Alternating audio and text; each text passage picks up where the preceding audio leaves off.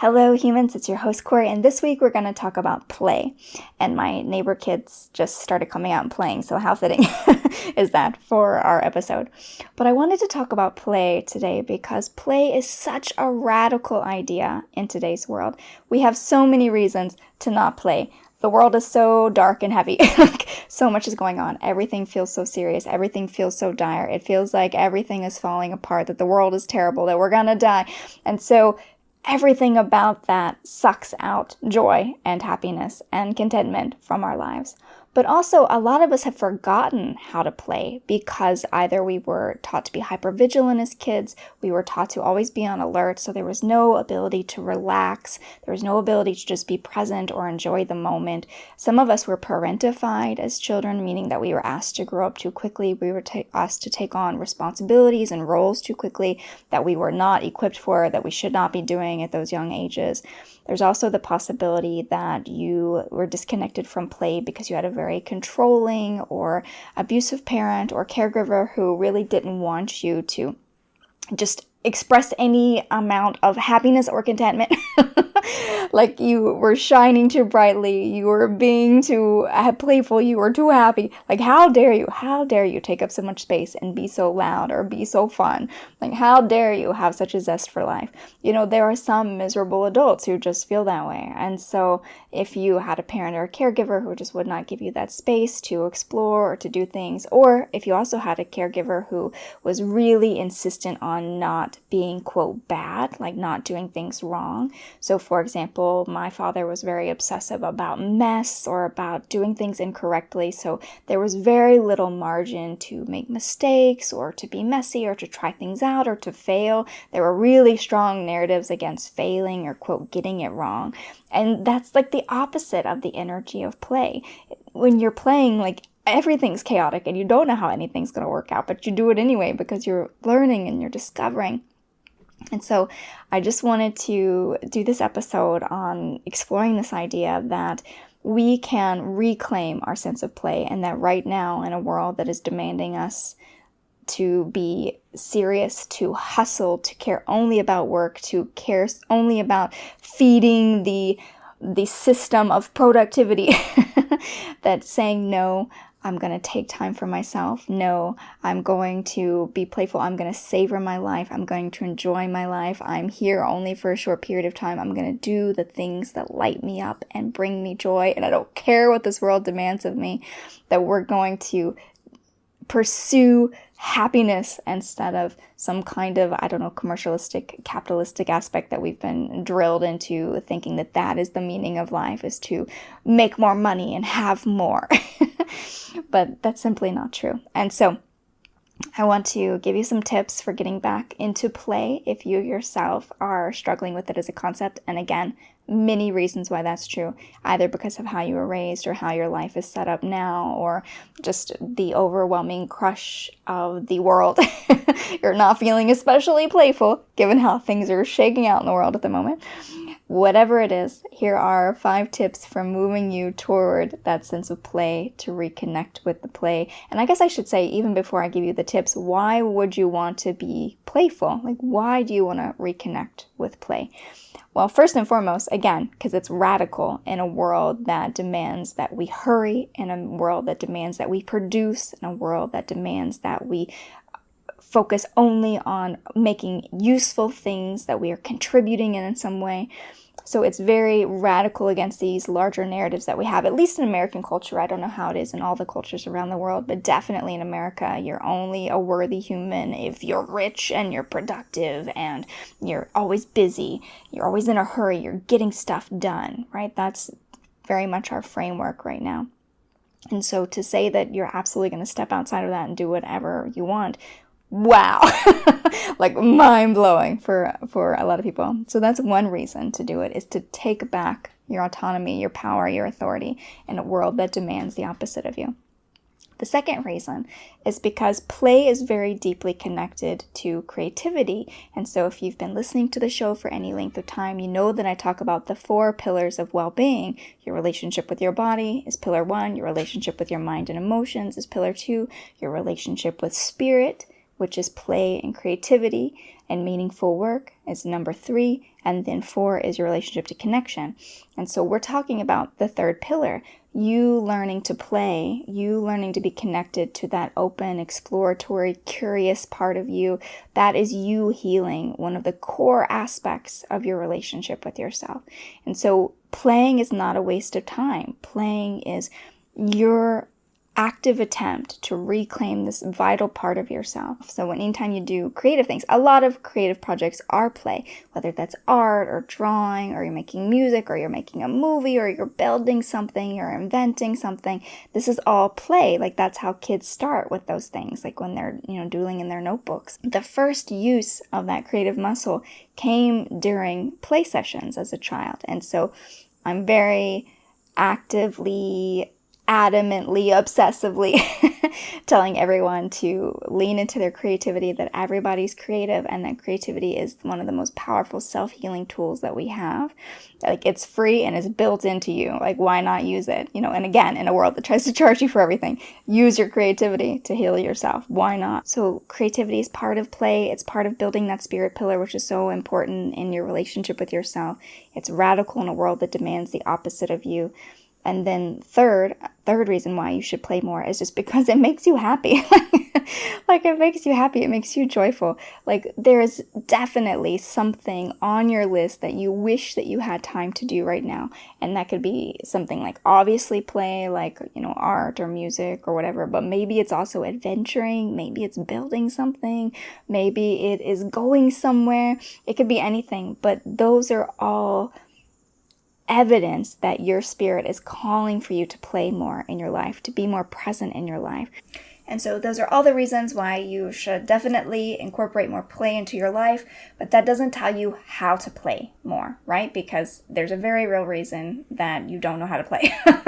It's culturally enforced. It's probably historically enforced for you. There's probably real reasons in your personal history why you don't know how to and don't like to play. If you are already a play expert, ignore what I'm about to say, and you should be emailing me and telling me what you're doing so that I can learn from you.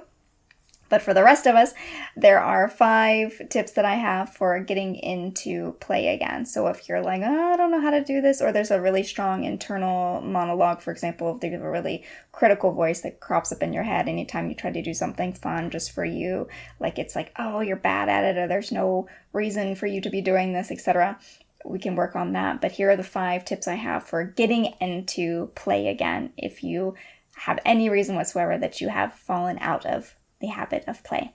So my first tip for reconnecting with a sense of play is to start very small and very sensory. So play, especially if you've ever watched kids or you see other people who play really well, they're very in the moment. They're absolutely in it. They're very involved in what's going on. So when we are not able to play, it's usually a disconnect between the present moment and those sensory experiences. And so we have to get back into our body, back into the moment of play. And so we do that by connecting with the senses. And so something that's very floral, fragrant, it doesn't have to be floral, but just there's a sense of smell, something very visual, something with sound, something where you move your body. So we could be talking about dance. We could talk about, like, you're going to say, I'm going to turn on a song and just like dance for 3 minutes in my room. And the whole time I'm thinking, what a dummy I am, but I'm going to do it anyway, right? And so there's this idea that you started small, you only had a 3-minute commitment. You started something sensory, there was music, there was physical sensations of moving your body. So it needs to be a very small commitment, maybe like just a few minutes of your time, or it needs to just, it's not a heavy lift. That's what I'm trying to say. It can't be a heavy lift. You can't be like, I'm going to learn how to beat the chess grandmaster, because again, you're turning it not into play. When you find yourself trying to make it into something that's like merit-based, and that's my next point I'll get to in a second, but this idea that if you turned it into anything other than just play, it becomes too heavy of a lift. So keep it small and keep it sensory. Anything that gets you in your body, gets you smelling things, touching things, tasting things. Maybe you want to bake something. Maybe you're like, I'm just going to make time this week to make these strawberry cupcakes that I really want to make. That's amazing. That would be a fantastic use of your, quote, playtime. So my second point is follow your curiosity. Don't try to master things. So I am really, really guilty of this. And so I'm saying this as someone who is incredibly guilty of doing this myself, which is that when I go to do anything, I have to make it, quote, matter, right? Like I have to make it important somehow. And then I'm allowed to do it. I have permission to do it. So for example, writing stories, right? I have 33 books. I'm a full-time author. I love it. That's my thing. Now I only got into that because I told myself, well, if I turned it into a business, then I'm allowed to do this thing that I love to do, right? So that's like an overblown example of something that I did, right? Which is that I took something that I love, something that was play, making up stories, having fun, and I turned it into something adult, right? I made it matter. I made it important. Don't do that. Choose something that you're interested in, that you're really curious about, but maybe you have no idea how to do it and there's no monetary connection whatsoever. It's just you doing it because you love it and you're having a great time. Like, that's it. Don't add anything else to it. Don't make it adult. Don't make it important, quote, important. You don't have to figure out how to sell this. You just need to do it, right? For fun. There's nothing else happening there except for you are having a good time, okay? Don't put any additional pressure on yourself when it comes to play. My third tip is that if you're really having a hard time visualizing, like, what is this experience of play? You can look at children or animals, because I feel like they are very good at being in the present moment, being totally involved in the here and now. I don't think either of them are thinking a lot about the future. I don't know, maybe you know some really anxious children and maybe they're old souls. They came into this life already as adults, on a soul level. But this idea that they don't think about the future, they don't think about what people think of them, they're not thinking. That's kind of like the antithesis, right? In play, there's not a lot of thinking. You might be thinking just a little bit about kind of what you're trying to do, but there's not a ton of thinking when it comes to play. And so turn off the thinky part, and just see how kids do this. They do anything, like they make up stuff, they put things together you would never think to put together. They're not caring what anyone thinks about them. They don't care if they look bad, they don't care if it's dumb. Really little kids, like, they don't even know if you're there, or they'll make you like an espresso with a plastic cup and and serve it with a plastic giraffe or something, right? Like, they don't care. It's very, very whatever moves them in that moment, whatever they feel called to do in that moment. And so I think we could take a leaf from their book there. Same for animals. My dog Max, he's a playful guy, and he'll go out into the yard. Of course, yes, he likes chasing squirrels and things, but he'll like see a butterfly or something, and he'll just kind of follow it around, and he'll just kind of watch it, or he'll lay and he'll like look up at the sky. Like, so there's nothing hurried about it. There's no purpose. And so any of these elements that we tend to add as adults, like we think too much, or there's got to be a reason for it, or we're in a hurry, or we got to get somewhere. Children and animals, they don't do that. Like, they're just in the present moment. And so observe the kids and the animals if you need some inspiration for how to go about this. But really, even if you don't want to or cannot have access to the children or the kids, the children and the animals, just this idea of they're in the moment and they have nowhere to be. Like, that is the essence of play. And so don't adultify it by adding anything else to the situation. Just be in the moment with nowhere to be, doing something that you think is curious and fun. And then two kind of side aspects of that, of my third tip. So tip 4 is you can also think about things you love to do as a kid. So one of the first things that I did when I was starting to reconnect with play was I went through, I don't have a ton of photos of me from my childhood, and they're all like kind of super blurry. I can't tell if it's because cameras were just really bad back then, or if it's because, everybody was drunk and high or whatever when they're taking these photos. But I went through the photos that I had of me as a kid, and so I could see kind of the things I was into at different ages. For example, I have a picture of my room when I was like maybe 3 or 4, and all the things that were in it, right? Like, I had this Teddy Ruxpin who would read stories to me. You put like a little cassette in his back and he would tell you the story. So that was great. I had a photo of me like at a little easel. I was probably like 5 years old, and I was sitting at an easel. So painting, right? Painting, drawing, making things. I had this little, like, all these little make-believe items, like a dollhouse or like little things that you put together. And so you could go through your old photos or just think about what you loved as a kid and start doing those things again now as an adult to see what sparks, like, oh, actually, I still really love drawing, or, oh, I really still love putting stuff together, or, oh, I still really love pretending to be a doctor. I mean, obviously, don't be a medical person, but you can give your dog a checkup, right? Like, who's gonna know that you did it? Actually, I did a really silly thing the other day with Max, which is that he saw me with my color pencil. So I was sitting in the sunroom and I had all my color pencils out and I was drawing something, and he was very interested in these pencils. He likes anything that's kind of stick shaped, so I'm not really surprised there. But he clearly wanted to be involved in this drawing process. And so I took a color pencil and I was like, oh, do you need me to fill you in? Like, do you need some coloring? And so he's black and white. He's not in the, oh, he is kind of here behind, or inside, he's behind me on this side, this little black blob. So anyway, I took the black color pencil and I was like just pretending to draw on him, like draw on the black parts, and then I put it down, I picked up the white pencil and I pretended to draw in the white parts. He loved it. And I was like, okay, there you go, you're all colored in. And he loved it. He went outside and he laid in the sun. So it was like, that's what he wanted. And so, but it felt very much like something a little kid would do, which is like, great, pretend to do something with your dog. And so just this kind of playfulness and this silliness, and, you know, and yes, I have a little voice that just came up and I said that, like, should I be telling people that I'm doing this nutty stuff? But it's like, yes, actually, this is the entire thing I'm advocating, is just to live your life with more playfulness, with more joy, to not take yourself so seriously. So anyway, one way you can do that is to look back and see the things that you've done when you were a kid that you loved, and, you know, start that up again. Maybe you were really into sports, for example. You know, see if there's any adult intramural teams in your area or anything you can join now, or like, you know, or start having a weekly basketball game with your friends or whatever it is. You know, just start thinking more about the kind of play that you loved and really make time and space for that again. And then the second offshoot of that, what's really important, is when I mentioned unstructured time. So the one aspect of the children and the animals is that they're not in a hurry, right? It's very adult to be in a hurry, to be busy. I don't know how many times I've not played because I told myself I don't have time to insert play. Like, I want to bake this cake. I don't have time to bake this cake. I don't have time to make bread. I don't have time to draw this picture. I don't have time to color.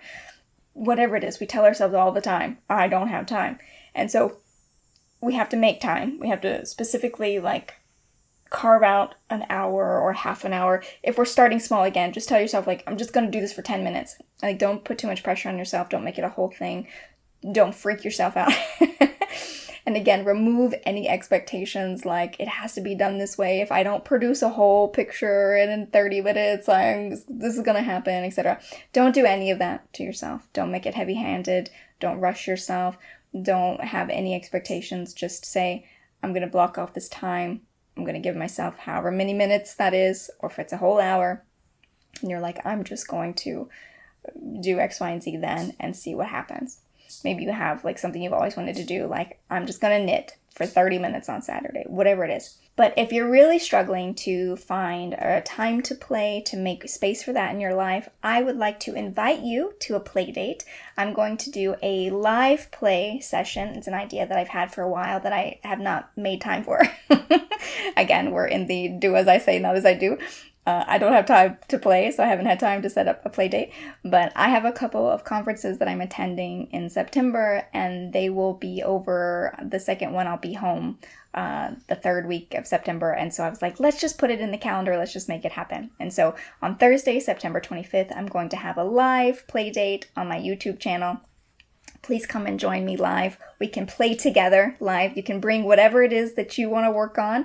It's this idea of parallel play. I don't know if you're familiar with this, where it's like you work on the thing that you want to work on, but you're with somebody else. And so you bring whatever it is, whether that's a coloring book or whether that's model clay, what if that's, I don't even know. There's so many examples of play, music, whatever it is, you bring the thing that you want to work with. I'm just going to hold the space for you to show up in. I'm also going to, in the play session, what I will be playing on, just to help you guys think about it.